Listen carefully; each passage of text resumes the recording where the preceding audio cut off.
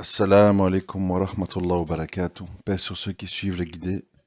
Paix et bénédiction sur le prophète sallallahu alayhi wa sallam, sur ses compagnons, ses amis, sa famille, ainsi que sur tous ceux qui le suivront de bonne foi jusqu'au jour du jugement. Beaucoup de sujets, on va en traiter un à la fois. Donc, l'audio du jour, c'est sur les élections américaines ce soir. J'ai un petit peu expliqué mon point de vue, qui est un point de vue islamique en principe.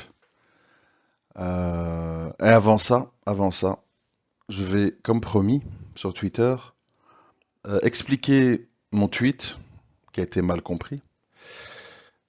Quand j'ai écrit, je ne l'ai pas sous les yeux, mais quand j'ai écrit la chose suivante. J'ai dit peu de gens le comprennent, ou peu de gens peuvent le comprendre, mais notre situation en France, on va dire, est plus grave, plus dangereuse pour les musulmans que celle des Ouïghours en Chine et celle des musulmans en Angleterre et au Canada, ce genre de pays-là, anglo-saxons, est encore pire. Alors on dit, mais quoi, tu es devenu fou? Qu'est-ce que tu dis? Les Ouïghours, ils sont mis dans des camps, ils sont menacés dans leur famille, etc., etc. Alors, qu'est-ce que je veux dire par là? Et j'ai voulu faire ce tweet provocateur pour une raison simple, vous pousser à réfléchir. Qu'est-ce que je veux dire par là? Le musulman, et ça va, vous allez voir le lien avec Trump et Biden, l'élection. Le musulman, il réfléchit en termes spirituels et idéologiques, et pas spécialement en termes de préservation physique des choses.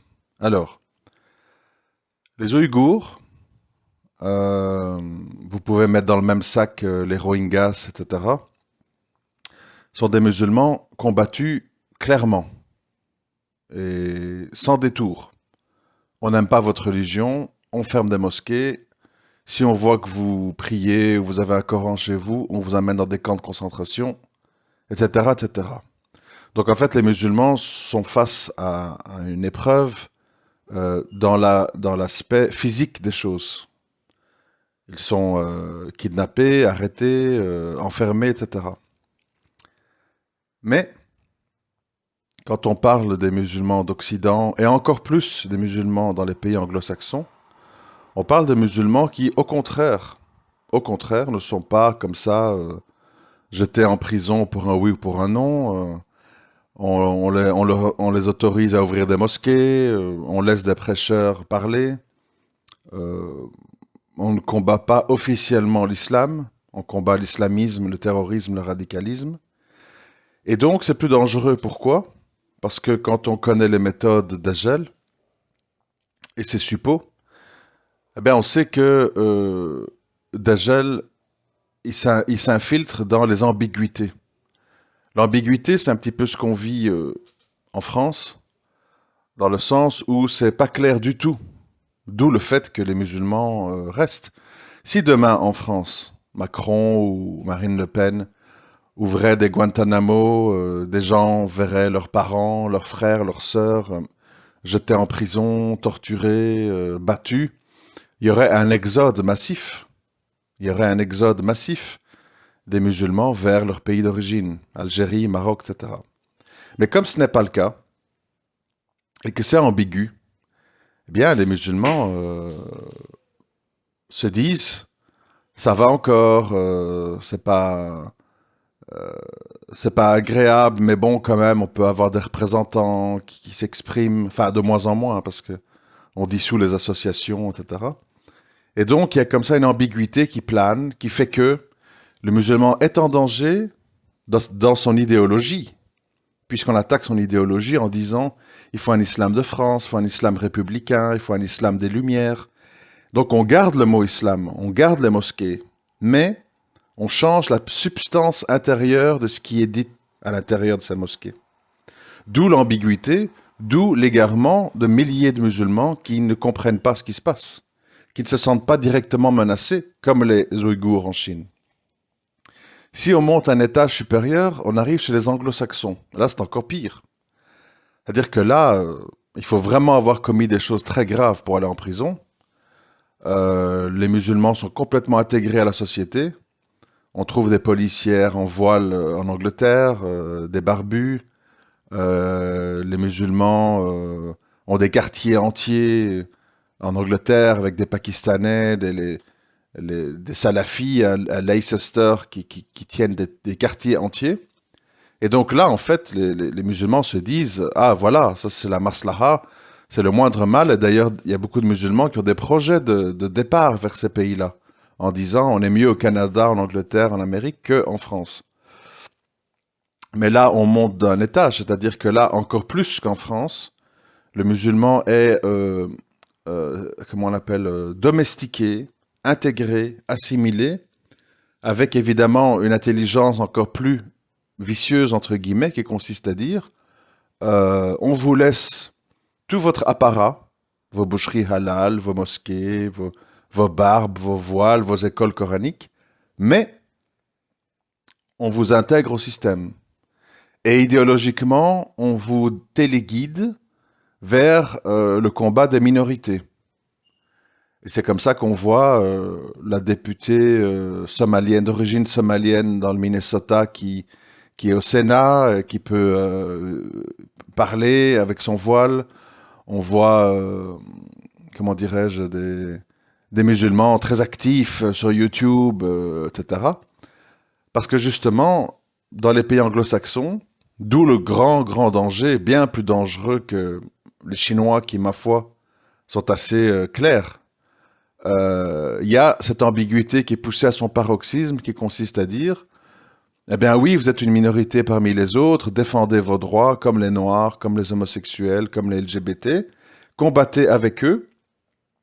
Et finalement, les musulmans, ça devient quoi dans les pays anglo-saxons? Ça devient tout simplement un groupement communautaire qui lutte pour ses droits et contre le racisme et contre la discrimination des minorités. Et donc, évidemment, l'égarement est total, puisqu'ils sont assimilés au grand progressisme mondialiste mondial, mais ils s'en rendent pas compte. Ils s'en rendent pas compte parce qu'ils peuvent garder leur voile, ils peuvent rentrer en politique, ils peuvent faire plein de choses. Mais la matrice centrale est évidemment totalement dangereuse pour les musulmans. Donc ce que j'ai voulu expliquer, c'est que d'un point de vue purement idéologique et de défense du dogme, plus on va vers une assimilation et un octroi de droits en surface pour les musulmans, plus ils ne sont pas sur leur garde, ils pensent bien faire, et ça se termine par tout ce qu'on voit aujourd'hui, des musulmans très ambigus, Menel qui chante avec le voile, et puis qui met un turban, et puis qui l'enlève, et puis qui dit la foi se résume pas à un bout de tissu sur la tête. Tariq Ramadan, qui est un peu altermondialiste, un peu antiraciste, un peu musulman, un peu philosophe. Et tout ça devient une espèce de... Enfin, ici on dit une mishpap, c'est-à-dire une marmelade, où il y a toutes sortes de choses mélangées, et où en fait on ne sait plus très bien si on entend un musulman, un militant antiraciste, un militant de défense des minorités, et ça devient très ambigu. Et ça nous amène au sujet. Biden, Trump. Alors je vais vous expliquer de la manière la plus simple possible ce qui se passe exactement.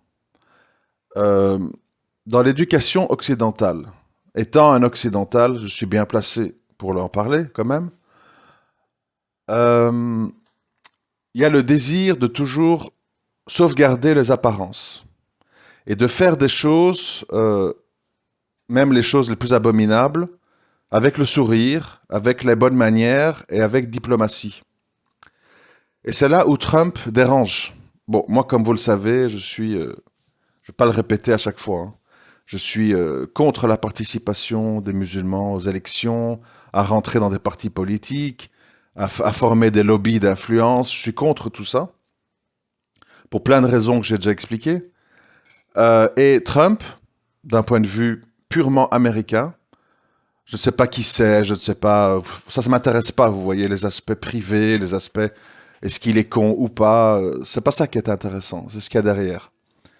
Trump, en fait, et on le voit sur une carte des États qui votent pour lui, Trump, c'est le représentant de la vraie Amérique profonde, c'est-à-dire l'Amérique qui n'est pas côtière. Ça veut dire quoi qui n'est pas côtière? Ça veut dire si tu enlèves Seattle, Portland, Sacramento, Los Angeles, San Diego, Boston de l'autre côté, New York, New Jersey, etc., etc. Donc toutes les villes, grosses villes côtières, à l'est et à l'ouest, si tu enlèves ces villes-là, tu as la vraie Amérique. C'est-à-dire une Amérique nationaliste, qui veut fière, croyante, basique, qui veut des choses simples. Je veux pouvoir me défendre, je veux être armé, je soutiens ma police, je soutiens mon armée, etc. Donc c'est la centrale, la véritable Amérique. Et sur les côtes ouest-est, hein, qui sont en bleu dans les cartes des élections démocrates, ce sont en fait pas vraiment des Américains, ce sont des Européens américanisés.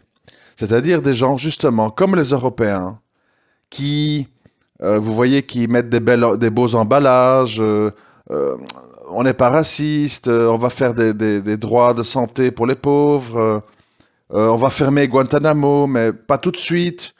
On est pour la paix, mais en même temps, on fait la guerre. On prévient Bachar el-Assad que c'est dangereux de franchir les lignes rouges, mais s'il le fait, ben, on ne va pas intervenir. Et puis, dans tel autre endroit, ben, on intervient. Mais on le fait en faisant des rencontres diplomatiques, en tournant autour du pot, en disant oui, non, peut-être. Et derrière tout ça, on fait avancer un agenda mondialiste, avec tout ce qui va avec, en fait. Hein, Facebook, Bill Gates, les vaccins, les machins, etc., etc. Donc, en fait, c'est une question d'attitude. L'Europe et les côtes est-ouest des États-Unis sont offusquées par Trump. Parce que Trump, c'est le cow-boy. C'est le gars qui danse, c'est le gars qui n'hésite pas à faire des tweets très carrés, très directs, très provocateurs. C'est le type décomplexé. C'est le gars qui dit tout haut ce qu'on pense tout bas. C'est le gars qui fait en une semaine ce qu'on ferait en 6 mois. Et donc, en fait, il secoue, il choque, il n'est pas dans les bonnes manières et il est beaucoup plus proche de modèles qu'on n'aime pas, c'est-à-dire Salvini en Italie, Poutine en Russie, je ne sais plus comment il s'appelle, Orban en Hongrie. C'est-à-dire des gens très nationalistes qui ne tournent pas autour du pot et disent ce qu'ils pensent. Et ça, c'est pas du tout dans l'ADN du fonctionnement psychologique de l'Européen. Je ne vais pas dire du blanc, parce que c'est plus compliqué que ça.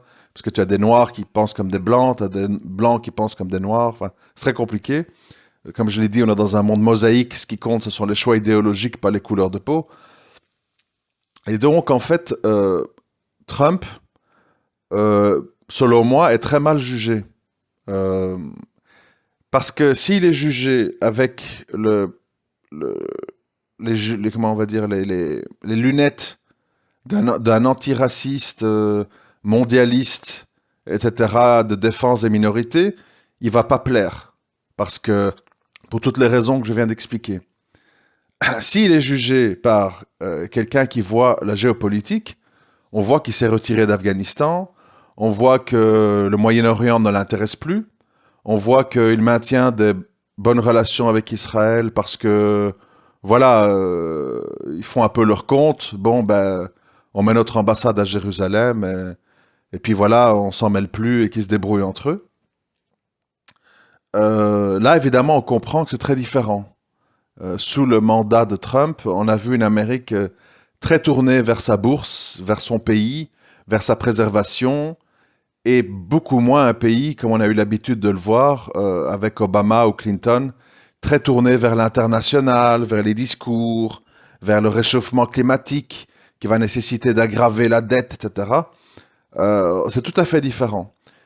Mais comme je l'ai dit dans les élections européennes ou partout, nous les musulmans, on doit la vraie maslaha, la vraie moindre mal, c'est en fait d'avoir en face de nous un interlocuteur franc et honnête et qui ne cherche pas à nous manipuler ou à jouer des jeux. et aussi un président ou un responsable des États-Unis qui soit quelqu'un qui, effectivement, se mêle de son pays et arrête un petit peu de se mêler de tout et de tout le monde avec des agendas très flous sous un beau sourire. Euh, mais les Européens, ils sont attachés à ça. Et parce que il y a plein de choses, on le voit ici avec l'extrême droite. C'est-à-dire que à un moment donné, Macron, enfin peu importe qui est là, hein, Macron, Hollande, Sarkozy, en fait, ils sont élus pourquoi? Ils sont élus parce qu'on leur demande implicitement, ça veut dire pas clairement, mais on leur demande d'appliquer la politique de l'extrême droite à retardement, hein, donc on perd du temps, mais avec les bonnes manières. C'est-à-dire, bon, maintenant c'est de moins en moins parce que voilà, l'islamophobie est de plus en plus légalisée, de plus en plus, comment je vais dire, banalisée. Et petit à petit, en fait, si vous remarquez, avec ce qui se passe maintenant, la dissolution d'associations, la fermeture de mosquées, l'expulsion de X, Y, Z, les changements de loi, de constitution, on en arrive à peut-être ce que l'extrême droite proposait il y a, je ne sais pas, hein, je ne suis pas un spécialiste, mais il y a 15, 20, 25 ans. On y est. Mais c'est fait avec les bonnes manières, c'est fait diplomatiquement. Vous voyez bien, Macron, il va au Liban, puis il revient, puis il fait des lois contre les musulmans, et puis il va à Al Jazeera s'excuser. Donc en fait, on brouille, toujours la même chose, hein. On brouille les pistes. On fait 2 pas en avant, 1 pas en arrière, 1 pas de côté, puis 2 pas en avant. Et donc les gens sont confus. Et les gens qui sont directs et francs, je refais pas la liste, hein. Salvini, Orban, Poutine, peut-être Marine Le Pen, mais bon, après, c'est un peu ambigu aussi, elle, Trump et autres. Euh, ça, ça fait peur à tout le monde parce que c'est trop catégorique, c'est trop rapide, c'est trop clair. Et ça m'amène vers le dernier tiers de mon audio, parce que j'essaie de regrouper les sujets pour pas en faire 45 000. J'ai relu et revu la vie, la vie de Malcolm X. Euh, et chaque fois que je me réintéresse à ce sujet, je rappelle que c'est par ce biais que je me suis intéressé à l'islam dans les années 90. Donc ça me touche profondément, la vie de cet homme. Chaque fois que je revois sa vie, son parcours, il y a un très très bon documentaire sur Netflix où on apprend plein de choses qu'on ne savait pas. Ça me rappelle en fait la base de tout, et la base de tout mon corpus idéologique. Souvent on me demande d'où tu tires tes raisonnements, pourquoi tu dis ça, et je remarque que tout vient de là. Tout vient de là, certainement parce que ça m'a formé dans ma jeunesse, que j'ai beaucoup lu sur le personnage, et j'ai beaucoup apprécié le personnage. Et je vais essayer d'expliquer en fait pourquoi, et vous allez voir que c'est en lien avec tout le reste de l'audio. En fait, la leçon très importante de la vie de Malcolm X, c'est la suivante. Quel que soit notre parcours, qu'on soit blanc, noir, métis, arabe, quelles que soient les choses qu'on ait faites, crimes, délits, drogue, il y a à un moment donné une série de facteurs qui peuvent nous faire changer et faire de nous le meilleur des hommes après avoir été les pires. Ça veut dire que rien n'est jamais perdu, il y a toujours de l'espoir pour les gens en recherche, prêts à se réformer avec un cœur sincère. Mais, parfois, les gens, les organisations, les groupements qui nous ont aidés à changer, qui nous ont inspirés, ne sont pas forcément aussi honnêtes que nous. Si on prend des exemples plus actuels, quand on dit les groupes, je sais pas, Daesh, comment ça s'appelle, le Hamas, etc., hein, tous les groupes que vous pouvez entendre, Al-Qaïda, etc., il y a une grande différence entre les chefs, les organisateurs, les cadres, et puis leur entourage, et puis le militant de base. C'est-à-dire que ce qu'il faut comprendre, c'est que le monde dans lequel on vit, et le monde comme il a toujours été, partout, tout le temps, toute race et toute religion confondue, est dominée, archi-dominée, par des gens qui font des calculs, qui visent leurs intérêts et qui manipulent les masses afin de se préserver eux-mêmes. Vous comprenez? C'est ce qu'on appelle la pensée politicienne et la pensée lobbyiste. Et c'est dans tous les groupes, hein. Vous allez voir Greenpeace ou des syndicats ou altermondialistes, c'est le même fonctionnement.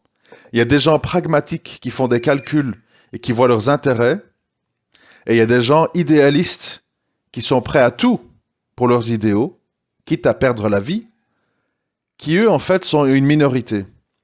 Alors, Malcolm X était un idéaliste, un homme sincère.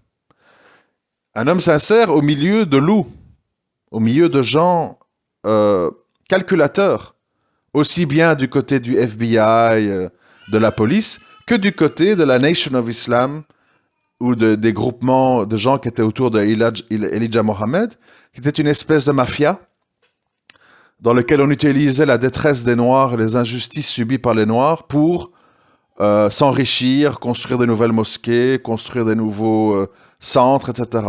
C'est un petit peu, si vous voulez faire des parallèles, la Nation of Islam, c'est un petit peu les frères musulmans. C'est-à-dire l'organisation, ou le Hamas, c'est la même chose. C'est-à-dire l'organisation et la défense du groupe, quels que soient les compromis et les manipulations, passent avant la vérité et les idéaux. Et c'est pour ça que vous allez toujours voir le même fonctionnement. Quand au sein du Hamas, vous avez des musulmans sincères qui veulent les lois islamiques, qui veulent la charia, qui veulent véritablement l'islam, on l'a vu par le passé, ils sont arrêtés et ils sont traités de la plus dure des façons. Pourquoi? Parce que le groupe, comme il veut survivre à tout prix, comme il veut s'enrichir, comme il veut assurer sa place, il doit faire des transactions. Netanyahou, j'arrête les attentats si tu me libères tel ou tel chef. Je te cède ça si tu me donnes ça. Et ainsi de suite. Et donc, à un moment donné, pour revenir à Malcolm X, les idéalistes, les sincères, les purs, quand ils sont confrontés à ça, aux gens qui jouent, aux gens qui mentent, aux gens qui manipulent, aux gens qui prêchent le faux pour savoir le vrai, aux gens qui montrent le vrai mais pour défendre le faux, ils sont déçus.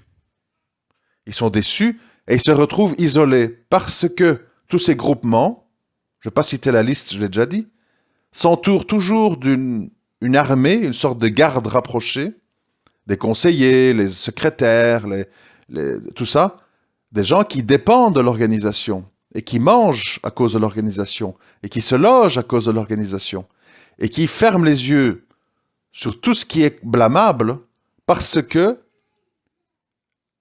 au final, leurs idéaux se sont transformés en protéger le groupe pour protéger mon mode de vie et protéger ma sécurité.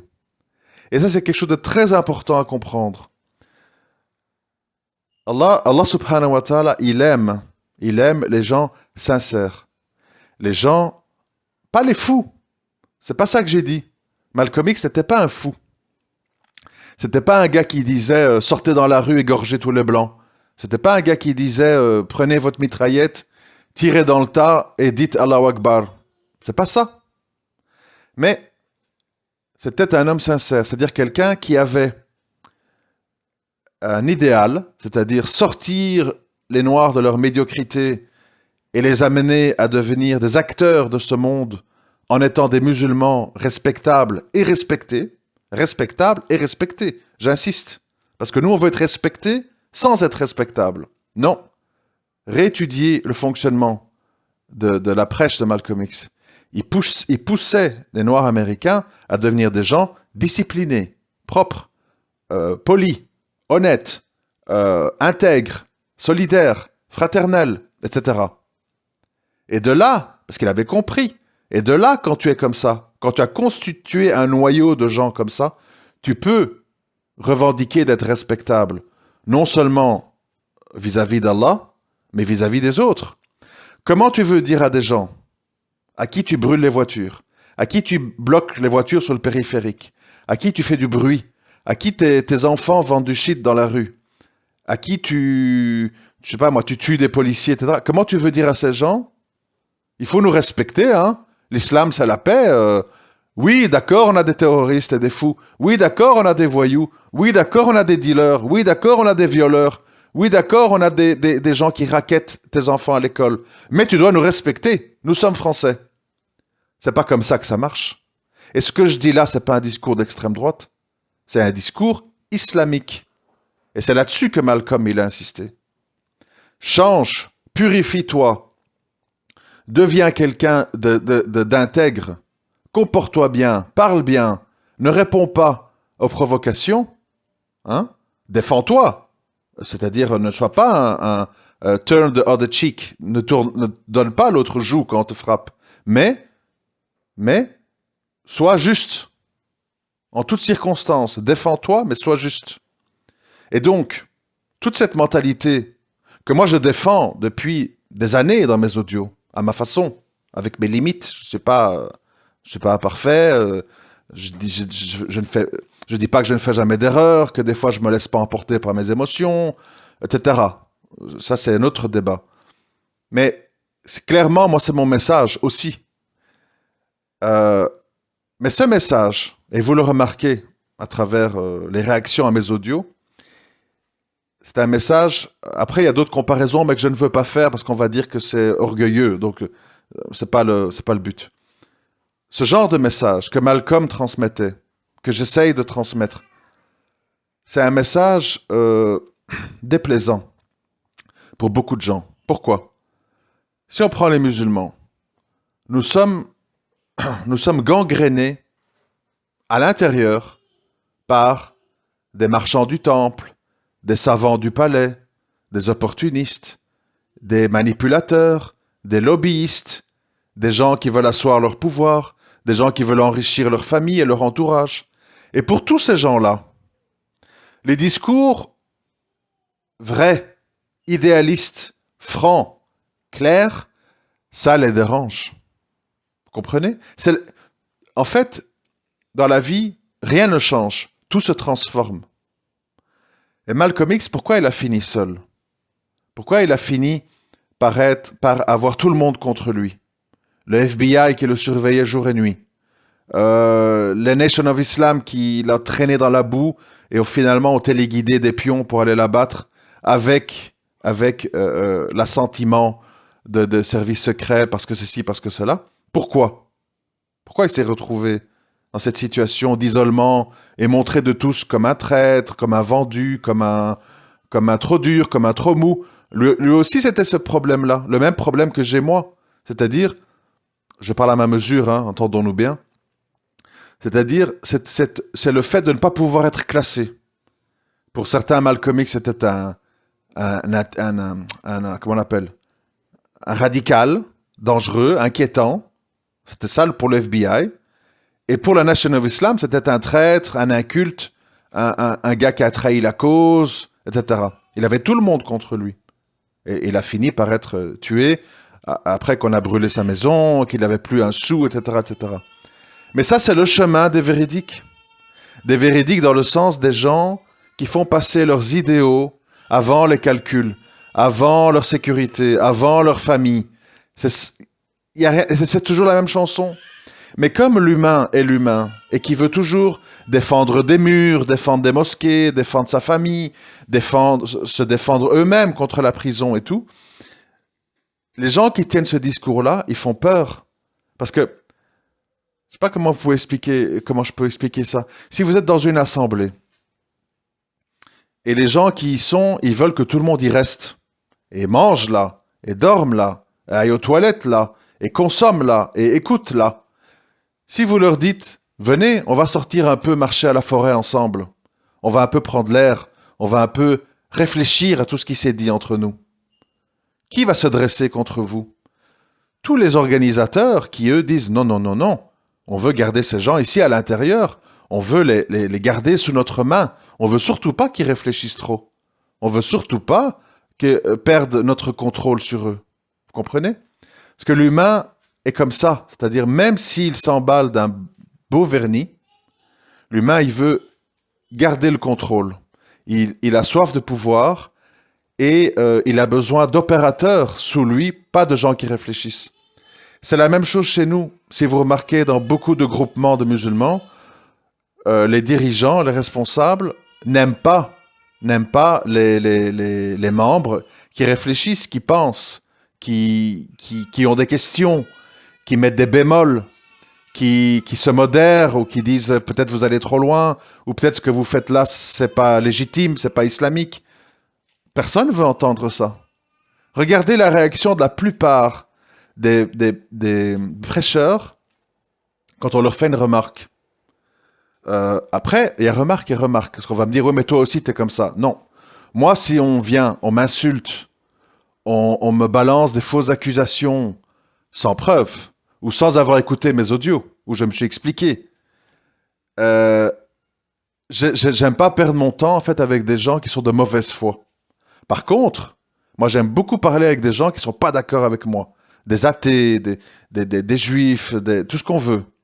Ça, c'est intéressant d'avoir d'autres points de vue et de confronter ces conclusions à d'autres conclusions.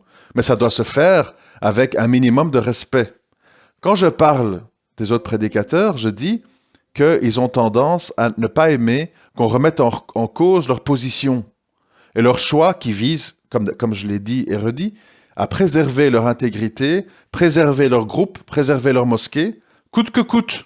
Coûte que coûte, même si pour ça, il faut trahir des principes fondamentaux.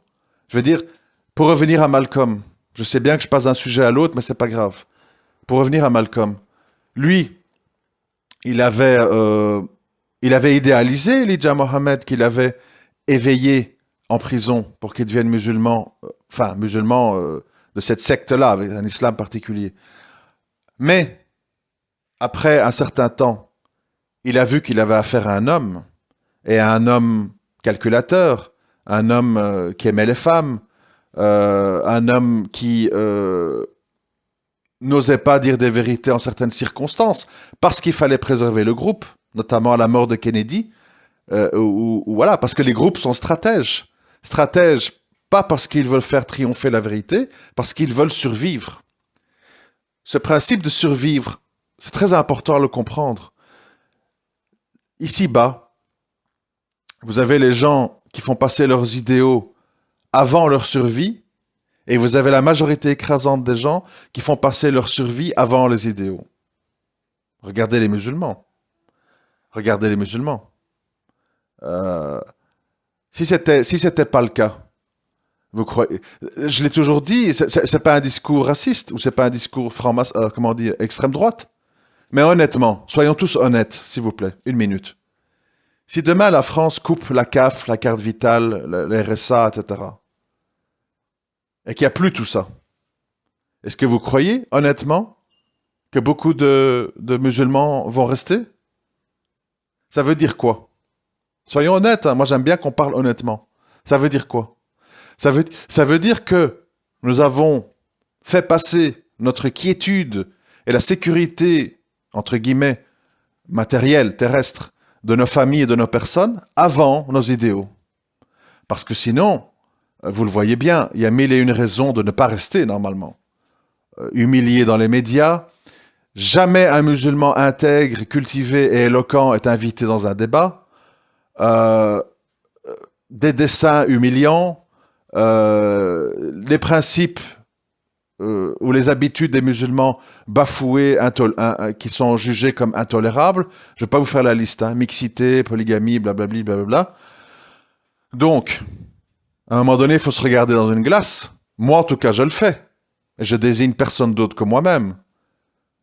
Tant que nos désirs de confort et de préservation l'emportent sur le reste, nos idéaux, notre foi, etc., eh bien, on est voué à devenir des Elijah Mohammed.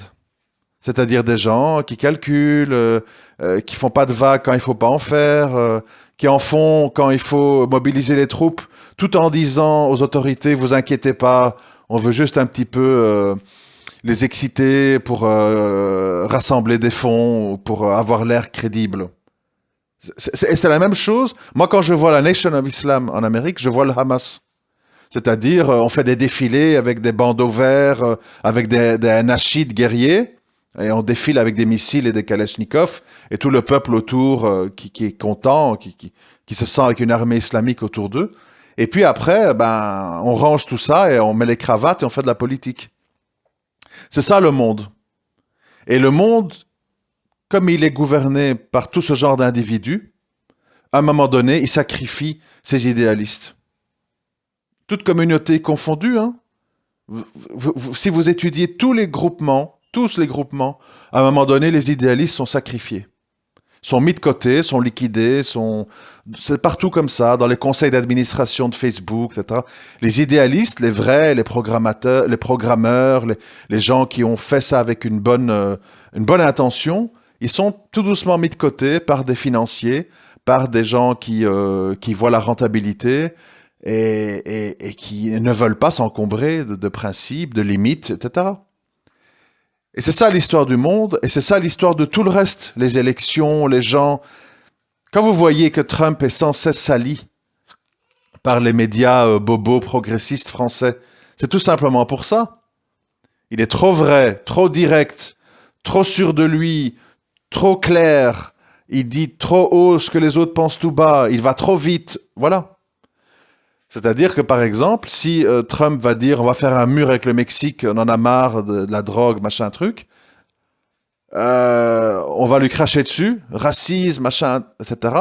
Et puis on va placer un démocrate qui, lui, va faire la même chose, mais en 6-7 ans, ou avec qui va plutôt envoyer des drones qui jettent des missiles sur les gens qui passent la frontière, plutôt que faire un mur. C'est-à-dire on va peut-être faire des choses pires, mais d'une façon plus indirecte, moins visible, mais tout aussi meurtrière ou tout aussi dangereuse.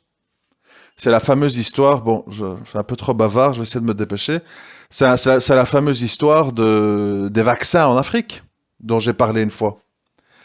Quand on dit on va vacciner les Africains, il y aura moins de morts, etc. Donc tout le monde saute de joie, c'est super, bravo, Bill Gates, les bienfaiteurs, etc. Mais le problème, c'est la suite. On se retrouve avec des tribus et des groupements humains de plus en plus importants qui n'ont pas assez de ressources pour vivre, surtout que souvent les gouvernements sont corrompus et prennent toutes les richesses pour eux, etc. Et alors, qu'est-ce qui se passe? Ben, soit ils viennent en Europe, et on connaît la suite, soit ils s'entretuent. Et voilà, donc tu résous un problème pour, à moyen long terme, en créer un plus gros. Et c'est comme ça pour tout. Ah, on a inventé la pilule contraceptive. Bon. Tout le monde est là, l'amour libre, on peut coucher sans avoir d'enfants, c'est génial, etc. Et puis qu'est-ce qu'on remarque? Effet pervers. Eh bien, s'il n'y a pas d'étrangers qui arrivent, les gens, ils font plus que 1 ou 2 enfants. Dans le lot, il y a des homos, il y a des célibataires, il y a des stériles, il y a toutes sortes de gens. Et donc, on régresse de population. Et donc, il y a de plus en plus de vieux. Et donc, il y a de moins en moins de jeunes pour payer leurs impôts. On résout un problème à court terme pour en créer un plus gros à long terme. Et c'est ça l'histoire des démocrates et des républicains en Amérique. Par exemple, hein, ou d'autres choses.